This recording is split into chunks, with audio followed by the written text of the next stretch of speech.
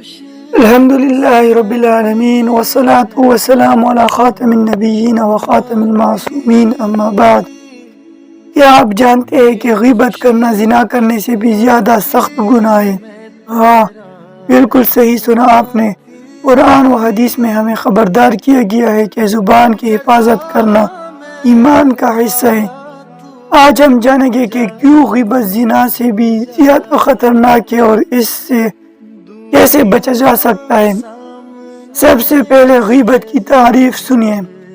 غیبت کا مطلب ہے کسی کی غیر موجودگی میں ایسی بات کرنا جسے اگر وہ سن لے تو اسے برا لگے۔ مثال کے طور پر اگر ہم کسی کے بارے میں اس کی غیر موجودگی میں ایسی بات کریں جو اس کے لیے نقصان دہ یا شرمندگی کا باعث بنے، یہ غیبت کہلاتی ہے۔ لیکن یاد رکھیے، اگر وہ بات جھوٹی ہو یعنی حقیقت پر مبنی نہ ہو تو یہ بہتان کہلاتا ہے، جو غیبت سے بھی بڑا گناہ ہے۔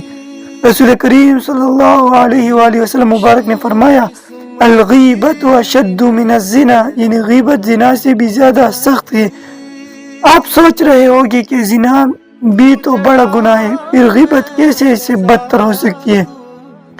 علماء کرام کی تشریح کے مطابق، نمبر 1، زنا کرنے والا عموماً جانتا ہے کہ یہ گناہ ہے اور توبہ کرتا ہے، لیکن غیبت کرنے والا اکثر یہ اسے معمولی بات سمجھتا ہے اور دھیان نہیں دیتا۔ نمبر 2، غیبت کرنے والے کی توبہ قبول نہیں ہوتی جب تک جس کا حق پامال ہوا ہو وہ معاف نہ کر دے، کیونکہ یہ حقوق العباد کا معاملہ ہے۔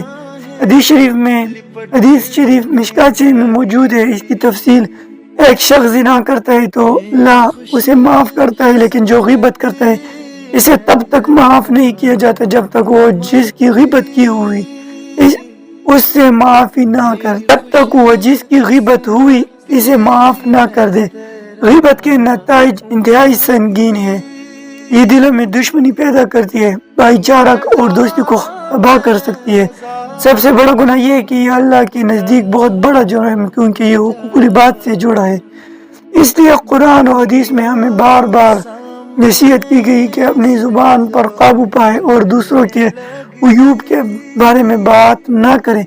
ایک مشہور حکایت ہے، ایک شخص نے رسول کریم صلی اللہ علیہ وسلم سے پوچھا، یا رسول اللہ، ہم اکثر غیبت کر بیٹھتے ہیں، کیا ہمیں بھی توبہ کرنی چاہیے؟ رسول کریم صلی اللہ علیہ وسلم مبارک نے فرمایا، جی ہاں، لیکن یاد رکھو جس کی غیبت کی گئی ہو اس سے معافی لینا لازمی ہے۔